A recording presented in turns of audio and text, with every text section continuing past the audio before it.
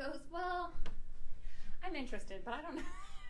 Sorry, that's one of my... Oh, I only brought one note. I talked so much last week, I figure I'll just give you input.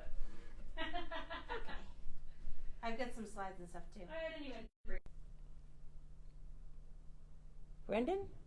Can you hear any of this? I can hear you now. I can hear you, no music or anything. Well, music's playing. I'll have to look at it afterwards. Beautiful. 10 seconds. And if you could put those things behind us as well too, that'd be awesome. Yep. Thanks. 3, 2, 1. Good morning. Good morning. Welcome. I am Victoria Sullivan, And I'm Brittany Ping. and we are your hosts for Write with Courage. And week 3. Week 3. So I did it by myself last week. I know, I appreciate And so, I said, we're a show about community involvement and improvement with a healthy side of politics. Yeah, that's good. So I appreciate you. We snuck away for our 24th wedding anniversary. Nice. Went to the beautiful White Mountains and had a nice time. It was weird. Oh, and halfsies. We're going to be 12 in May. Oh, really? Yeah. Nice. It was weird because we went without the boys, and it's just always weird going out without your kids. Because I just enjoy them. I don't have love much availability to go them. anywhere without your my kids children. are still younger. Yeah. And this was the first time we left them alone. Because when they were little and we went away, my parents took care of them. But, they're 16 and 18. So this was the first time. And they were much better behaved than I was at their ages. There were no parties. We had They're much better kids than I was. we had a small family thing happen with my sister and her youngest, who's 18. And I told my husband about it, and I was like, you're going to have to help me when we have teenagers. I don't understand this. I was always trying to be the best child that I possibly could be for my parents. And he was like, I definitely did stuff like that to my parents. And I was shocked. I did not know this. I met my husband when he was 20, 21, and so I did not know of his horrid youth tormenting my in-laws. Anyway. But that's how you grow up, right? They push the boundaries. You got to kind of kick them back into play, but they need that room to be mischievous, to even get into trouble once in a while, because that's how they learn not to get into bigger trouble down the road, because then you instill the consequences. But sort of pushing those boundaries is how kids grow, and they're supposed to make mistakes, and they're supposed to do stupid things. I'm just not ready for teenagers pushing boundaries, and thank God, because I have a few more years. Well, I have 2 boys. 6 more years. So I don't think that it's as hard to have teenage boys as it is teenage girls. From what I'm told, I only have experience with boys, but from what I'm told, girls are harder in the teenage years. Speaking of which, I had a busy day yesterday. Okay. Oh, so you ever have those mornings where you wake up and go, oh, this day is so busy. I'm just dreading this day. It's today. And then by the end of the night, I was like, I said to myself, I am so blessed I loved your to be post that about busy, it today, right? yeah. I am so blessed to have the experiences that I have, and going into them, sometimes they seem daunting, but at the end of it, I have learned from somebody, I have grown in some way, and yesterday was definitely one of those days. We started off with the Parental Bill of Rights. How did it was just a hearing, correct? Yeah, it was the hearing, and I think I sent Brendan a picture of the full State House. They had to have the hearing in Reps Hall because so many people showed up. And I was really encouraged because it was a lot of we the people that were there. I mean, we knew the unions were going to come out. The teachers union hates this bill. And we knew that was going to be the case. But we actually had a full Reps Hall. Yeah. Brendan, do you have that picture? What is it? I don't understand. It's a picture of, Reps Hall in the State House. It'll be just a picture that looks like a whole lot of people sitting down. No. Oh, that's us standing up. Now you spoiled the surprise. It's okay. It's all right if you can't find it. Just so it had to be, usually you go to a hearing, you go into a meeting room. This had to be in Reps Hall, which is where the state reps do their business, their session, and there's 400 state reps. So that shows you the size of the room. If you have not visited our State House, you should, because it's gorgeous. And it was packed. It was packed. And it was really encouraging, as the New Hampshire Federation of Republican Women that we are both a part of. We're really trying to branch out and become more active, more activists. And the NHGOP is who got the permits and hosted the rally before as well. So I do like and appreciate that especially with the bipartisan nature of our state house right now, right? And then the Senate obviously leans more Republican, but it still is this controversial topic, right? Which is weird, and it was insane. it was divided right down political lines, and so some of the rhetoric from the left was. So just to back up a little, when I was in the State House, we had a bill that was similar, and it never saw the light of day because we were like, we don't want to codify parental rights in law. The 14th Amendment protects parental rights, and we don't want to outline what they are thereby sort of confining what they would be, right? Yeah. We don't want to define what they were. But now with the policies that are including the one in Manchester, which sadly, our policy actually states that parents shouldn't be told. And school districts throughout the state are adopting the Manchester, keep your secrets about gender from parents. They're adopting it tremendously throughout the state because Manchester did win in the court case, the initial court case that is being appealed. Right. But so that's seen as like, hey, educators. So for people that don't know, this is the first time in history, our history, that a policy has been put in place targeting one group of kids and parents. Because really, this is a discriminatory policy against parents of transgender youth. Yeah. Right? The policy states that the original policy stated parents will not be notified if their child comes to school and requests another pronoun or name. The school district got sued, and in their cowardice, the school board changed the policy slightly to now put the onus on the teacher. The teacher can decide whether to tell or not. So now, they made the policy. Before that, these sweeping policies are what's dangerous, because prior to that, teachers were able to deal with this very small fraction of the school community that identifies as transgender on a one-to-one basis, understanding the child, understanding the child's needs. These sweeping policies that are targeting just the parents of transgender youth or LGBT kids, the things that were said yesterday at the State House. Pat Long even said he didn't want this, he didn't support this bill because he was in the foster care system when he was young, and if he didn't have trusted adults, where would he be? Okay, he's an exception. But you're already at the point where your parents have been removed from the conversation because of neglect or abuse. And every adult in the state of New Hampshire, I reviewed this when I did it last week, you're a mandated reporter. You are mandated because it's this month is prevent child abuse. So it's child abuse awareness and how to actively prevent child abuse. And it states even on all of that marketing materials, all the PR about it, that everyone in the state is already a mandated reporter. Yep. So how do you say a teacher can decide whether or not to communicate that information with a parent?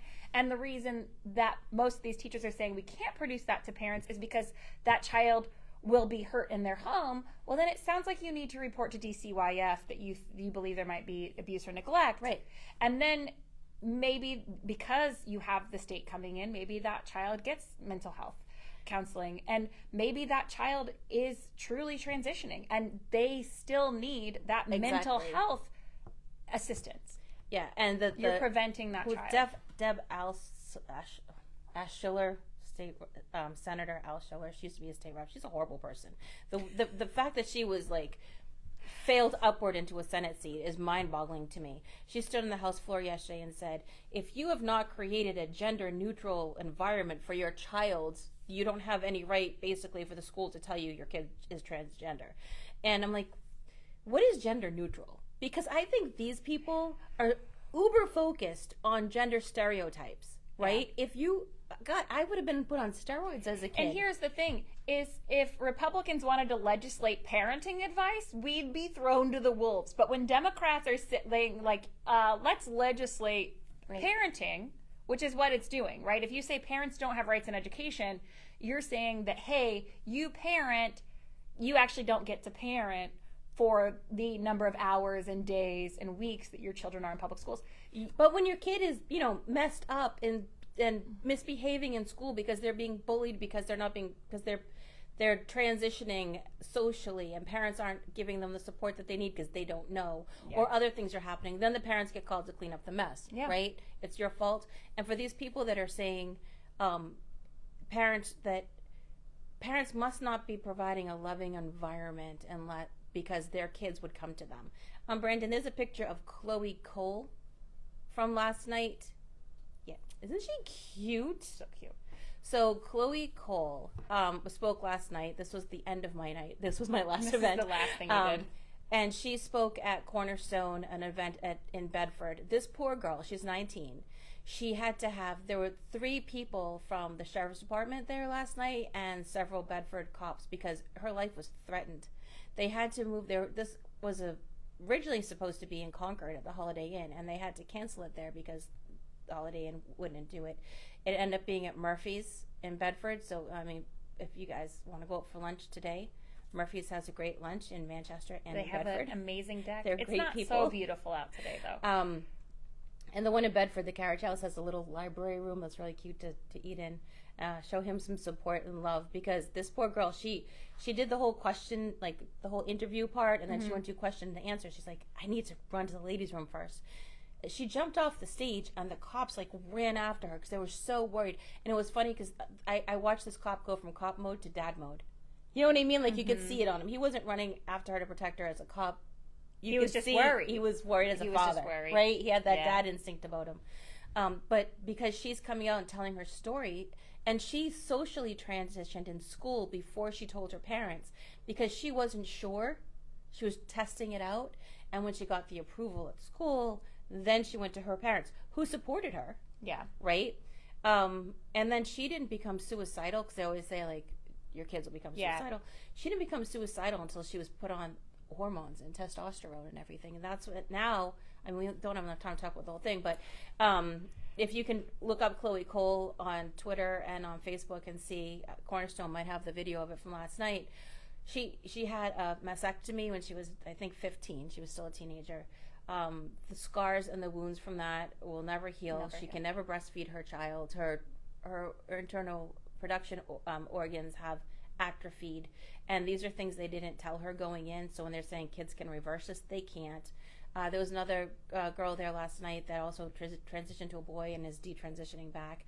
That because they stunted their puberty, there was some brain development that doesn't happen, but there's also their vocal cords drop significantly. So these look like beautiful girls with low voices, and it's just, you know, when they're telling them that it can be undone, these things can't be undone, and it's a lifelong journey of medical procedures and hormone replacements. And I have someone that I met through Cornerstone years ago regarding a bill in the State House who was an adult who transitioned and came to talk to us about the fact that she's like stuck on hormones now, but her organs are failing, she's going blind. This isn't, you know, social media is influencing our kids in a way that most of us aren't even aware of because we didn't grow up with that kind of thing. And Chloe talks about how it was her own, she went into puberty very young. She was 9 when she first got her period. She didn't want to have a woman's body. She looked at herself. She didn't look like the Kardashians, so she must not fit in that body. Social media reinforced those things on her. But her story is valid, and they keep trying to shut her down. And all these other, there's the D-trans movement, right? Community. There's Facebook pages and websites, and these are real stories, and they're trying to warn parents and kids about, like, take pause. Or you know, or they're trying to create opposition to a bill like the Parental Rights in Education by saying this isn't really truly happening. They're gaslighting the public and saying no, it's affirmation only. Affirmation only is the only way to prevent youth suicide. And she was saying there's no medical way to detransition. Like they will pay for you. The insurance companies will pay for you to transition, but when you want to detransition, they don't have code for it. They can't bill for it. She's having problems now with the skin grafts in her chest that are leaking, and she can't get medical care for it. Yeah. So there's one of Caitlyn Jenner. Okay. So Caitlyn Jenner launches a PAC to protect parental rights by rejecting radical gender ideology in children's education and in sports. So this is what we see happening with Gays Against Groomers and with other adult members of the LGBT community that are coming out and saying, hey, this attack on kids or this targeting of children in the gender community is not right. Like, you need to make these decisions as an adult. As a kid, you're changing in so many different ways. If you stunt their puberty, there's no going back. So kudos to Caitlin, because I think she was one of the first people that really got attention. Yeah. And so she's saying, like, hey, this isn't an easy trek. It shouldn't be pushed on kids. And she even speaks out against biological boys and girls sports. Yes. She's like, can you imagine That's one of the things of the pack. And we're seeing some of the college sports start to create, but then federally, I feel like, and this is, I don't really love federal politics. It's not my favorite, but they're trying, is it Title VII is with women's sports, or is it Title VI? Anyway, they're trying to make a change in the legislature nationally at the federal level to redefine what a woman is. And so it would codify, trans athletes without any, some places are having without their any own limitation. But this is, some people having their own trans sports, right? So you would compete against other trans people. They are trying to put in the women's sports one that a trans woman is a woman. Is a woman? Is a woman. Oh. Right, without any qualifiers. So we're being gaslit. That's my biggest thing about all of this. In the state of New Hampshire, you are already a mandated reporter of child abuse and neglect. Right? If you believe it, you don't have to show up with, a stack of evidence. I just got a stack there. Right? I believe this person is being neglected. I believe this child's being neglected at home. Their mental health, their physical health, those are all part of neglect and abuse. Yeah. And so to say, we need public education to protect children's gender identity, that's a piece of their mental health, and it's becoming the conversation of their physical health. Yep. Because then when do we say that a kid could go get on growth hormones without their parents knowing? Right. And in Chloe's story, she was said my parent, was I concerned about my parents' reaction? Yeah, not because of anything they said or did, but because I just thought it'd be a shock to them. But when I went to them, they were loving and caring. But she went to her parents after the acceptance and approval of the people online. Yeah. Her online community, which some of this came from playing video games. Yeah. The chat rooms and the video games, and her school community. Yeah. And the saddest part was when she decided to transition back, she was absolutely... Well, she's still being absolutely blasted. She had the death trans community threats. Told her to go away. Yeah. They were really brutal to her. Now she didn't fit in a place in school, right? Because she wasn't boy, she wasn't girl when she was transitioning back. Dating was a huge issue for her as a teenager because she was attracted to boys, right? Yeah. So but when she was telling her story, man, the loneliness that she must have felt through all of this, it was heartbreaking. So the next things that you're going to talk about, and I want to again hit this gaslighting that we're seeing from the mainstream media.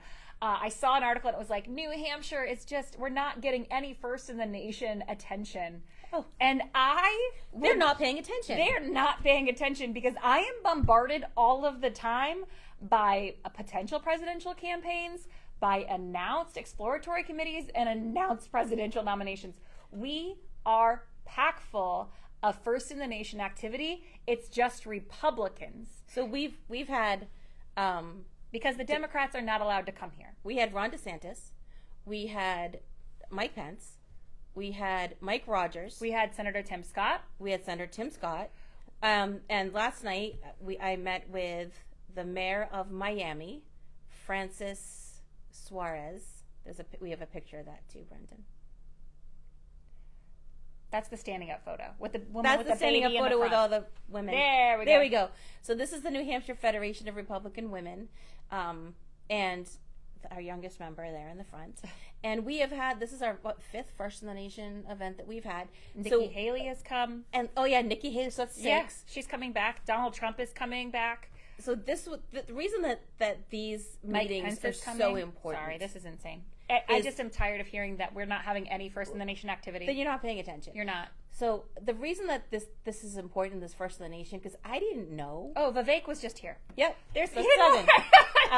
So I didn't know who Francis Suarez was, the mayor of Miami. Yeah. I didn't know. And he likes Bitcoin. He does like Bitcoin. He was amazing. That's awesome. Like I think he's my new favorite. All right. He took Miami and he flipped it. I talked to him a little bit about what we're doing with the homeless. Yeah. And he wants to stay. He's like, get Oh, my number. I love want to. to stay involved. If I can Excellent. help you guys, let me know, because he has turned it around through a lot of the things that we're working on and doing. But one of the main things has been computer training. Mm-hmm. So, because I said, anyone can get a bed. We've established that the whole, Yeah. nonsense of people can't get help if they want it. You can get a bed straight away. Like, we have established that, right? It's when people come out of rehab that they don't have any place to be. So he has turned around his homeless situation. He has turned around the crime in his city. He is a Republican who has found the balance between climate responsibility and free market, which I totally respect. And he was funny. He was lighthearted, really down to earth. He is, his parents are immigrants. His dad was also the mayor Oh, okay. at one point. He grew up, they came here with nothing, basically built their homes, really drove home the work ethic in their kids. And he was really amazing. I enjoyed his conversation. But like, that's one of the blessings of being here, right? We get to sit down and have a conversation with these people and get to know them before we cast a vote. And we put things out there. Like, I put them out, you share them out. These are events that anybody can come to. Yeah. Sometimes, like last night, there was a $35 fee, but you got some food. We were at BVI, you got some food. Sometimes they're more expensive. Yeah, so the Manchester GOP is hosting two potential. One is announced. One is one of those potential names in May. So we are hosting Perry Johnson, and we are hosting Governor Sununu for our 2023 victory fundraiser. So it's super exciting. I got to meet Senator Tim Scott. We hosted him here in Manchester with the NHGOP. I got to introduce him to Joanna Brown, our mutual friend. She got to talk to him about what was happening in the Manchester School Joanna District. Brown is an activist in the Manchester School District. She comes to a lot of the meetings, and she speaks on issues like this, which is so brave of her, because she gets a lot of abuse for speaking up for kids and against the policy at the So the handshake nature of New Hampshire enables these potential presidential candidates to actually hear what's happening. So they got to talk to Joanna about the Manchester School District transgender policy and how that's affecting our state, including this Senate Bill 272. And, same thing with DeSantis. We got to meet DeSantis. We got to have him speak to leaders. He presented an award to Sherm Packard, right, for Principles Over Politics. Isn't that what it's for? So, it's an amazing thing, and to say that New Hampshire is just, transfer stations and, old white people. Obviously, we are a lot. No, I said, so there's a Hispanic church in Manchester, and I got like free tickets last minute, and I tried to invite some of the folks from there, and they couldn't make it. But when I was talking to Mayor Suarez, I asked, when you come back, because he says coming back, will you meet with the Hispanic community in Manchester? Will you meet with this church and any folks that he can bring in? He was like, yeah, I'd love to do that. So, and he was talking about there's a big Hispanic movement toward Republican principles, because they are often Christians. They're often have conservative values. But the problem is when they come here, especially as immigrants, we don't reach out as well as the Democratic Party does, right? They have a whole organization that's in this building that we're in today. So there is a thing that you're talking about. So I stood in ducks in a row ready for the DeSantis thing. So in front of me was the pastor saying grace over our meal and blessing the event. And then it was me. And then it was this wonderful young woman who sang the national anthem. And, I was talking to the pastor, and he hosts the NHGOP. He lets us have our events, our executive board meetings there. So I know his face. He knows my face. And so, I said, for you, this is Sunday. For me, I have the easy part. I think she's got the hardest job. And so we're like laughing. And he's like, this is really inspiring to see. I know I get to see you guys. It's a small group. This is excellent. And I was like, I really do think that, hitting home that Republicans are about common sense. Right, whether that's common sense in individual freedom, common sense in the economy, common sense when we're talking about parental rights. Yeah. And it was just it was like, we had 5 minutes together, and he was like, it's hard for him, right? He's like, we're your traditional Baptist church. I like him a lot. He's very sweet. What church is it? Concord, I think it's Concord Baptist. I just know where the address is. That's what I type into my GPS. But he's super sweet. And he's like, I really do love the conversations that we're having. and he was really inspired to see that, 525 people Yeah, there. and we do just a terrible job of messaging. Like, and we get hit so much when we say anything. Like, so Deb Alscheller and her, genderless home. I don't even know how you do genderless. Gender neutralize. How do you your do a children. gender neutral home, right? Should there be no trucks, no dolls? Listen, like, there's nothing to play. And there's you get blocks. That's and it. there's something to say. Like, there's studies of if somebody's put in like a room with a little child that's dressed like a girl, they give them the soft animals, right? And if it's a boy, they give them the harder toys. And so some of it is just like saying like my friend just had her 4th child and it's a girl, and I went to go grab like the cute little squishy thing, and I was like, nah, I'm gonna grab the bell, and I'm gonna grab a car, right? Yeah. Some of it is just thinking like, what am I doing and why? But that's not degendering a child. No. And It's not degendering. so I put that up and I said, why can't we just, like, these are the people that are putting the gender stereotypes on kids. Why can't we just let kids be kids? Put out all the toys, and if a girl wants to play with a truck, so what, right? Because I climbed trees. I only had boys in my neighborhood. My kids had so many tutus, and like my Right. son is older. And one time he went to daycare, he wouldn't take off the tutu, and I was like, "All right, Who here cares, we go." right? And the teachers looked at me like, "Are you serious?" And I was like, "Well, I mean, if it gets in his way, you would take it off." And they were like, "No, we just think you're so cool."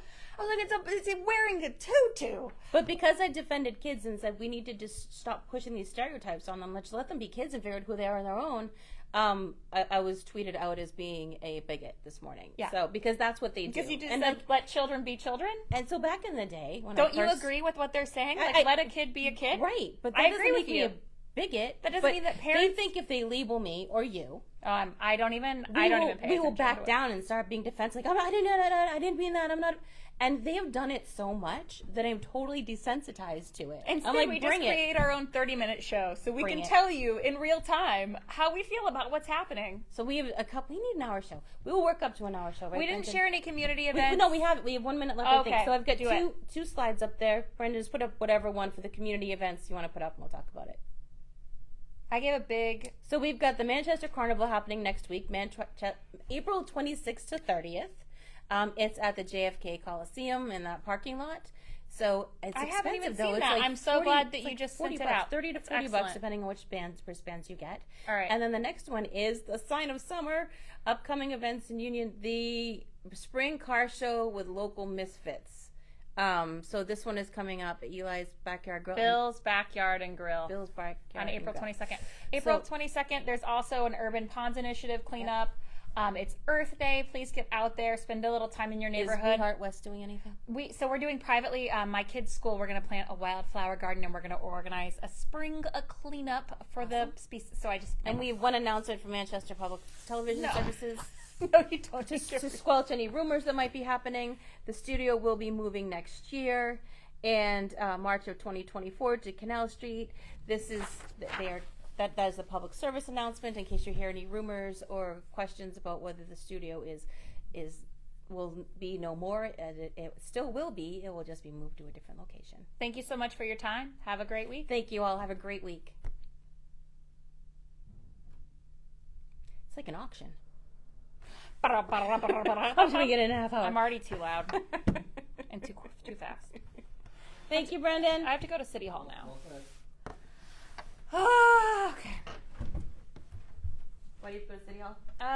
That's who was calling me, and he's like, so I'm not gonna have time to go